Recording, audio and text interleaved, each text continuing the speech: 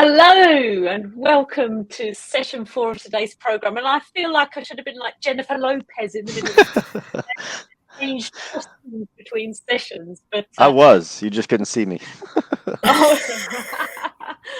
welcome along to the session. And all it is for me to do today is to introduce the two guests today for this session. That's Jason Marchant, who's the Director of Account Management at Fine Tune Expense Management, and Andrew Mutchler, who's the Senior Category Manager at Glanbia Nutritionals. Now, I would encourage everybody to ask questions. You can do that in the box at the bottom of the screen, and I'll come back a bit later. I won't have a costume change, or I might do, but I haven't got enough Art of Procurement tops. But I'll be back a bit later on to ask the questions. So without further ado, over to you, Jason. Thank you, Helen, and welcome everyone. So, hey, Andrew, good to see you. Appreciate you joining today. I guess let's start with maybe just telling all the audience what is it that Glanbia does, and then what do you do for Glanbia? Sure thing. So Glanbia is a global nutrition company. Have operations all around the world, both manufacturing, distribution, all of that. And we have three big key segments that we operate under: a joint venture, a business to business, and a business to customer. So we have a few brands that you're probably familiar with, like Slim Fast and Optimum Nutrition, as well as some B2B that's a little quieter, but does a lot of business. And there I am the Senior Category Manager over the Business Services Center of Excellence. So we deal we're highly concentrated in our indirect services. Awesome. And how long have you been at Glanbia, and how long have you been in procurement? On both accounts, going on about 8 years in January. Mm-hmm. Good deal. And so you focus mostly on indirect services, or is it solely on indirect services? It's mostly on indirect services, but we also do a bit of goods as well. So when it comes to chemicals, office supplies, things like that, we do that too. Okay. Could you tell us a little bit more just about what a typical day looks like in your procurement role? Yeah, so it varies day to day. These days it's very much comes down to price negotiation and trying to keep suppliers honest when it comes to contracting and keeping pricing down. But it can really run the gamut of things from contract authoring and working hand in hand with legal. It can come down to project management with pretty much every function in the business when it comes to trying to drive value as P&L savings or cost reduction, or it can just be as simple as just trying to find the best strategy for any given subcategory of spend. Got it. Okay. Well, the theme of today's topic is really, working on some hostile supplier, maybe situations, relationships, and I think a lot of it revolves around just the economic conditions that we're dealing with. It's created that perfect storm of maybe challenging circumstances for procurement. So if you just had to take a look at, since you first started in this function 8 years ago, what's the biggest changes you've seen in just the marketplace? Well, I mean, gosh, you really hit the nail on the head there. I don't have, compared to some of my colleagues, I don't have, decades of experience. So it's tough for me to, I feel like I'm preaching to the choir when I talk about unprecedented times, right? But, everything going on with just the rampant inflation, just us as procurement professionals trying to get through some of the supply issues and supply chain issues that are still present, but even early on trying to secure thermometers, N95 masks, hand sanitizer, toilet tissue, all that stuff, right? Us on the indirect side have been managing that for a while, but I think most poignantly as of late, it's been really trying to secure supply of our critical plant items or critical manufacturing items, as well as keeping suppliers compliant to contract and trying to keep pricing down, like I said. So if you think back to maybe, we won't go back a full 8 years because I don't know if I could even think back that far, but like a work day maybe in like 2018, 2019, but certainly prior to March of 2020. Have the biggest changes you've seen been some more in the type of things you're procuring, or to your point, have you seen it become a bit more difficult to hold suppliers accountable to contracts? Like what's changed just in those day-to-day type of roles for you? Well, these days, early on during COVID, it was very much trying to find those items, right, and kind of getting much more involved with securing those type of COVID prevention type items. But nowadays, it's very much the latter there, where we're really trying to focus on holding suppliers accountable and trying to ensure that we're getting fair pricing based on the market, but also based on our agreed contracts as well. Okay. So more focus on trying to hold them accountable, and I don't want to assume too much here, but maybe sifting through all the inflation, and I know there is real inflation, and then there's also buzzword inflation and a lot of margin grabbing going on there. So just kind of shifting through or sifting through the differences of those two things. Has that been something you're dealing with as well? Yeah, I mean, that's really been, as far as my critical work that I'm working on, that's really been the bulk of it these days, especially during Q1 and Q2 this year. And to that point, it's further to that point, it's about identifying what is a true to form, a real price increase versus, where are your suppliers maybe trying to take advantage, or perhaps, trying to get a little extra profit Sure. based on how much business you hold with them. Yeah.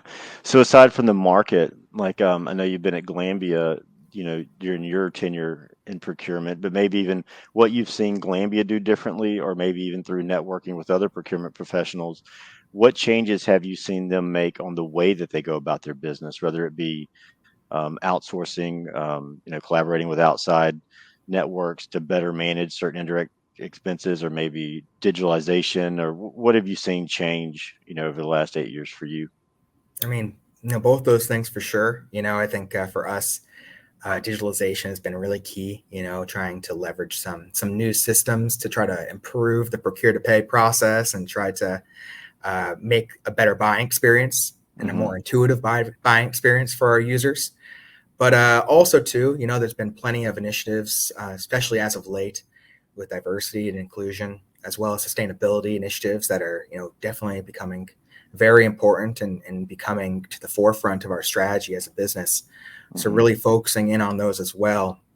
But, also too, just, really trying to manage relationships differently. It's tough for me to really think in retrospect without really factoring the last 2.5, 3 years of procurement. Yeah. And it's been so focused on relationships and finding out which suppliers are going to be true long-term lowercase p partners for us, and which ones are perhaps just a flash in the pan, or starting to start to lose a bit of our business. Interesting. Yeah. And then, as you mentioned, like part of your job now, like ensuring that contracts are compliant, have you seen that that's more difficult with certain types of expenses in the services categories that you manage, or indirect categories, or does it seem to be more across the board? I think it's generally across the board. I mean, some things just haven't really come up. I think we do about $200 in microfilming, give or take. I'm just picking a number out of the air there, but it's not a lot, right? So, I'm not really too concerned about that. But when it comes to, the more critical spends, those are obviously the most poignant. I know this year has been a real challenge for us on the chemicals and chemical services side. Obviously, temporary labor has been a big challenge for us too. But, maybe to answer the question in an accidentally meta kind of way, right? It's the most poignant things that are most painful for us right now, and what really keeps the business moving is where we're feeling that pain best right now. Understood. Yeah. Okay. Well, for me, I work at Fine Tune. I've been here for 9 years. And one of the things that I've realized, and as far as Fine Tune goes, we just entered our third decade in business, and so we've lived through 2 recessionary periods now, and so we've learned a few things along the way. But one of the biggest things that we've noticed is the leaning out of procurement teams. And, by that, I mean that a category manager or a buyer or a category leader, what we've seen and what I hear time and time again is that when one buyer retires or leaves the organization for whatever reason, they're not necessarily rehiring that person. They are going to more either outside types of help, or they're just spreading out the workload, right? And so where a category manager, say in 2007, 8, 9, and 10, maybe if they used to manage $50 million in spend, now they're managing north of $100 million in spend. And so they're doing the work of seriously like 2 to 3 or 4 people, compared if you look back, a decade ago. Mm-hmm. And because the departments are so much leaner, what I'll often ask people is that, do you, and for you at Glanbia, do you even have the in-house capabilities of being able to effectively manage all of your expenses that you're required to manage, or have you had to find other ways to do it? Talking to my colleagues in procurement, I think it's pretty similar amongst most businesses, where you really try to pick your fights, right? You try to say, hey, I feel more comfortable within procurement, our procurement group, managing this spend because of criticality, because of our own latent knowledge, because of different things, right? But there are cases where we definitely see opportunities to leverage the expertise of third-party services like Fine-Tune or like a GPO, for instance. That has come into play a few times, and especially when we're putting so much emphasis these days on price negotiation, that's definitely become very apparent. Absolutely, yeah. And so one of the things you mentioned earlier, I think it was microfilming being like such a small, and now that one may be extremely small, right? A couple $100 a month. Yeah. But another thing that I've realized is that for, category managers across the nation and in other parts of the world, that if they manage, say, $100 million in expenses, sometimes those categories that represent 1 or 2 or 3% of that overall responsibility can be the most frustrating and the most noisy and the most challenging, right? Like they can lead to kind of that ongoing joust with suppliers on things like, did I get what the invoice says I have? Do I need the things I actually have? Is my pricing even compliant? And so while you may not have the man hours to focus solely on those things, if they're not unmanaged, they can erode your efforts while you're focused on other areas. So I would just encourage people that are listening to make sure that you do have those strategies, in place for those lower spend items too, that can sometimes be noisy. But all really good points. And so, as I mentioned earlier, today we're talking about, hostile supplier behaviors in conjunction with the changes that have happened in the marketplace, which leads me to the question about, as you mentioned a few times, the importance of supplier relationships. Do you think we've reached the end of the road for what we would call relational value oriented partnerships with our suppliers? What are your thoughts on that? I don't. I think at the very least, I think it's become much more apparent, the importance of our relationships. I think most professionals in procurement can attest to, that supplier that helps you get those gloves, or those like the 3 mil gloves, or those N95 masks, or was able to get you a hand sanitizer a couple years back. There's a good chance those folks are still around, even if they maybe weren't part of your key partners there. And in the same way, those key suppliers who were there during the pains of the pandemic, and were there to help support and communicate with you and your team what was going on with allocation schedules and different things like that. I imagine those ones will become even more important to your pool of suppliers, regardless of the type of spend it is, and I think that really highlights how important relationships have become, and shows that in crisis you really lean on those relationships. You do. And I know as you were talking, I was just thinking about the different supplier relationships that I have across the industries that, we assist our clients in managing.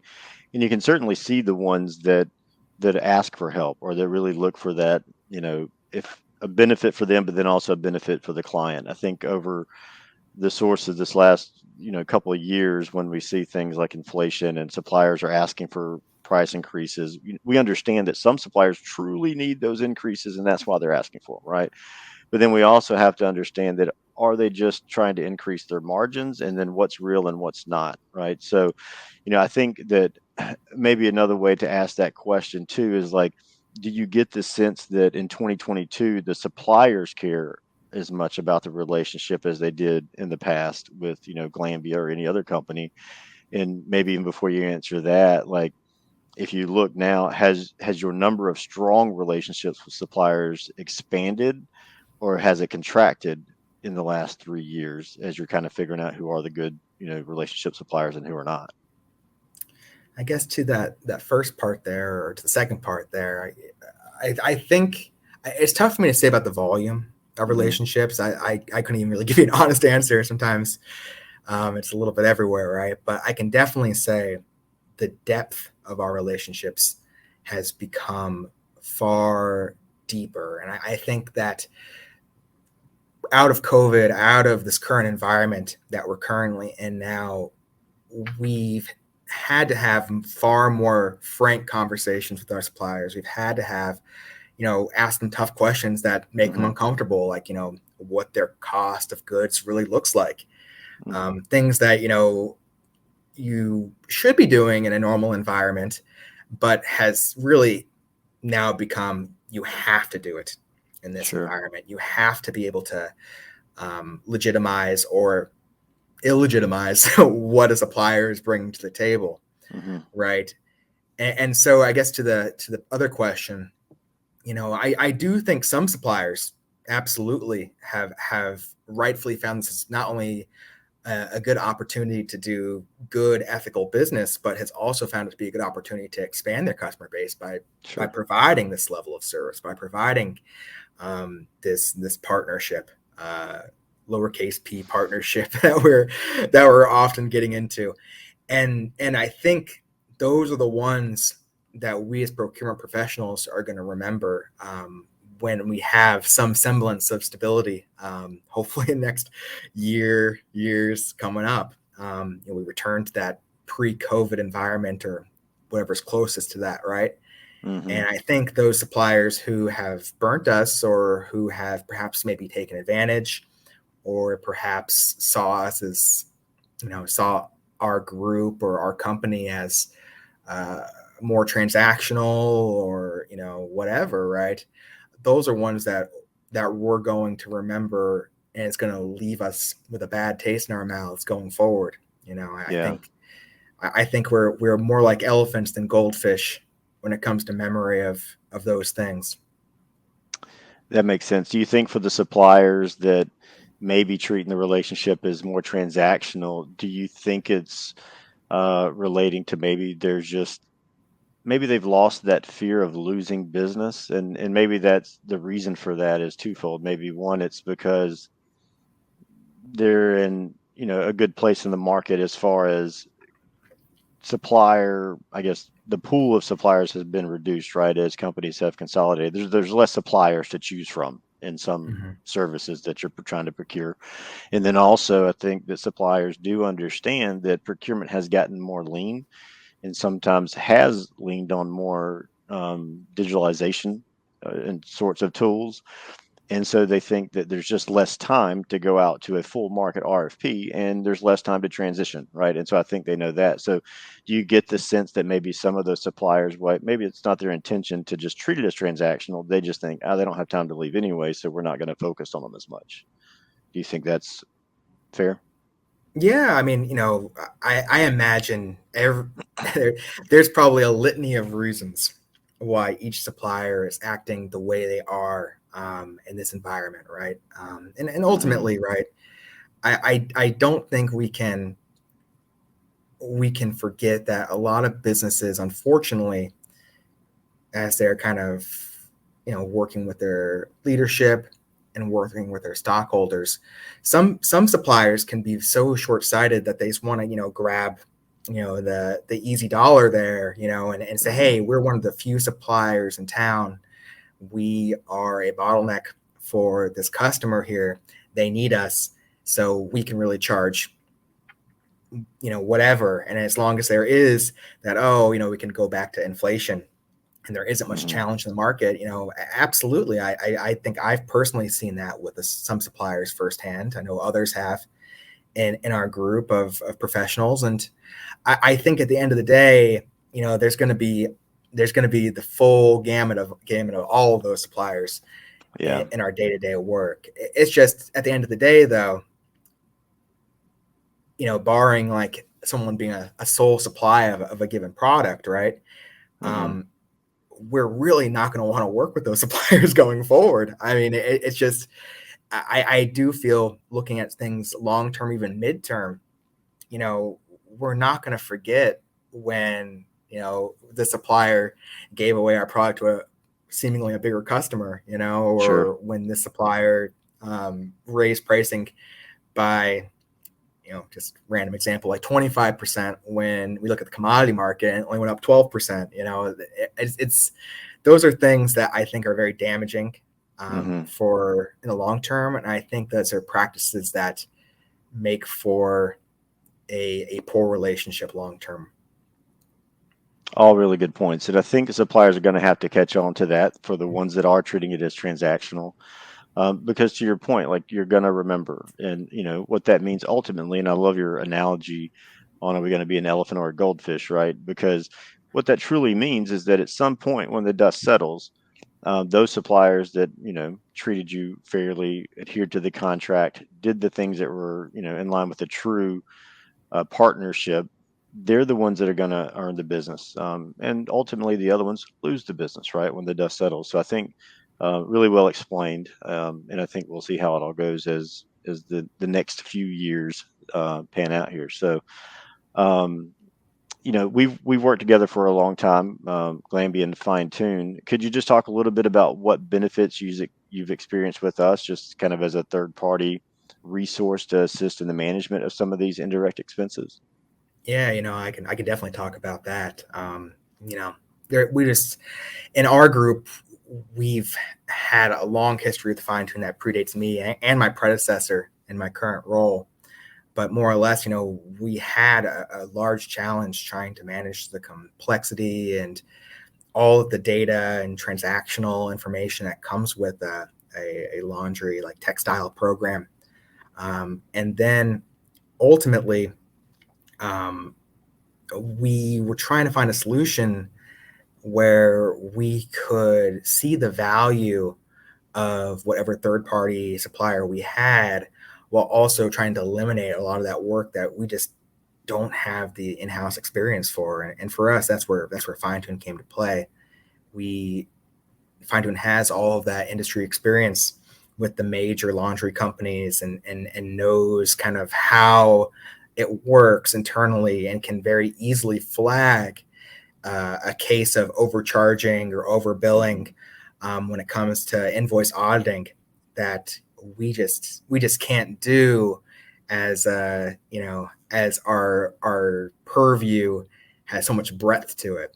And so Fine Tune for us has really been a great resource to take on those types of spends, specifically for us in laundry, and really try to offload a lot of that work.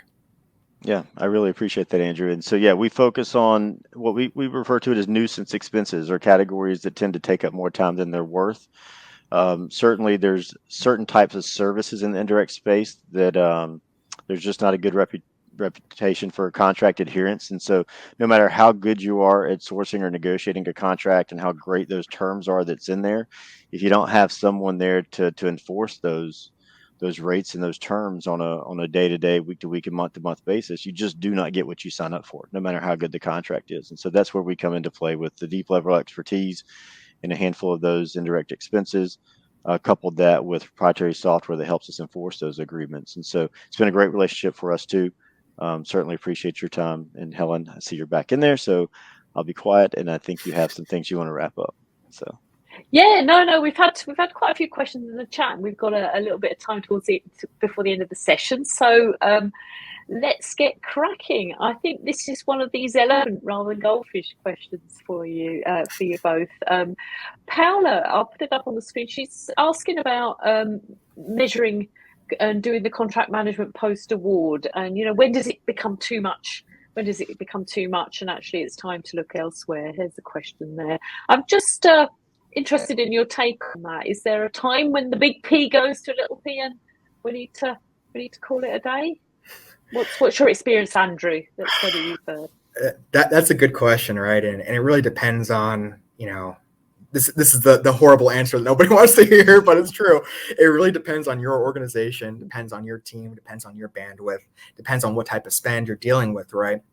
But I do believe that when one of my mentors and one of my prior managers, he'd always put up this graph that was time and money. Mm-hmm. And just where it fell on that graph in terms of how much time does it take to get this amount of P&L savings for us? Mm-hmm. There comes a point there too in a relationship with a supplier where, hey, this takes so much of our time and resources to manage a supplier where maybe there's an opportunity elsewhere. I think if you see a value with a supplier, you should give them the opportunity to restore business and give them the opportunity to, try to, get things in order. But if that fails, mm-hmm. To me, that's usually the watershed moment to look elsewhere. Mm-hmm. Mm-hmm. Okay, that's a good take on it. I think there's a certain point in time where that graph you talked about tips the balance. I've got a quick thought on that one. Could I just say something really quick on that one? Yeah, of course. And I think we could probably spend a whole session on that. And I think it is important, especially, I think it depends on what you're talking about. If you're talking about complex services where, holding a supplier accountable to a rate can be difficult, that's a little bit different than maybe procuring like a ball bearing or an ink pen. Yeah. Right? And so if you can't justify the time it takes to effectively manage that, then there are tools out there like Fine-Tune, or there's other tools out there too, not just Fine-Tune, that will help it, because it really depends on what is your end goal here. If your end goal is really getting the savings that you procure to make it all the way to the bottom line, meaning the checks that are going out the door, then you have to find a way or a strategy or time to do that. If not, it's going to erode your efforts in other categories. Like that's just going to happen. Mm-hmm, mm-hmm. And I think just following on from that, I've got a question here about contract terms. And we've heard a lot about accountability at Category Policer today. Perhaps this is one for you, Jason, really, because you mentioned the contract. Should procurement, should our approach be the literal contract terms, or does it mean more in terms of holding suppliers to account? What are you doing in terms of the work that you're doing around this procurement approach issue? That according to literal contract so it's terms. like enforcing the literal contract. Are you doing that? You're looking at the T's and C's and we do. We in the expenses that I manage, we have to do that because and we try to write the T's and C's extremely clear, so it leaves little room for interpretation, right? And because we're so deeply rooted in uniform pest control, waste disposal, and security guard services, we know the levers to pull for sure in those T's and C's that are going to help us enforce those contracts later. So I think that you just have to make sure that they're really clear, that everybody's on the same page of the intent, because on a daily basis, I've got some weird curveball coming at me. I'm going, yeah, well, we can do this because the contract says it. And I said, well, no, that's not what the contract says. That's how you're interpreting it. So I think that you have to put special focus on how am I going to be able to enforce this contract later, and what does this paragraph or clause in this contract mean? So yeah, it's very important. That's great. That's really good advice. Okay, it's time for the final word, and the final word is for you, Andrew. At Art of Procurement, we're all about taking action. So, given all your experience, and thanks for sharing a lot of that today, what's the one thing our participants could do today, following the session, to combat that hostile supplier behavior? What's your tip for today? I'm going to cheat. I'm gonna have a principal tip with maybe some sub tips here. But okay, I think the principal tip here is to always be skeptical of what you're receiving. I think that's a natural inclination that us professionals have in procurement, and I think that's a healthy thing to maintain and to foster, is that skepticism in these things. But then with that, there comes doing research and market information. Looking at commodity pricing, looking at different things that you can bring to those discussions with the supplier and say, hey, I have GRI here. I have the cost of diesel here. I've got the commodity pricing for this product here, and it just doesn't add up. And I think that's the strongest thing you can do to bring to a negotiation is just bring hard data. And it's really tough for suppliers to talk their ways out of that if they are looking to get a little extra profit. Excellent. So do your homework before you turn up to have a conversation with supplier. Precisely. That's fantastic. Okay, well, thanks so much, Jason, for asking the questions and taking over the chair, and to Andrew for being in the Q&A hot seat. And just don't forget, there's an expo booth that you can visit on the platform to see what Fine-Tune do. They've put some resources in there for you if you're interested in that. And our next session, session 5, head on over to join Kelly Barner and SpendPro Steve Trussell as they consider how we can improve the flexibility of our category management skills. So you can either stay here and the stream will change, or go to the agenda and you can join the next session. So thanks very much, Jason and Andrew, for your time. All right. Thank you, guys. Have a good day. Thank you.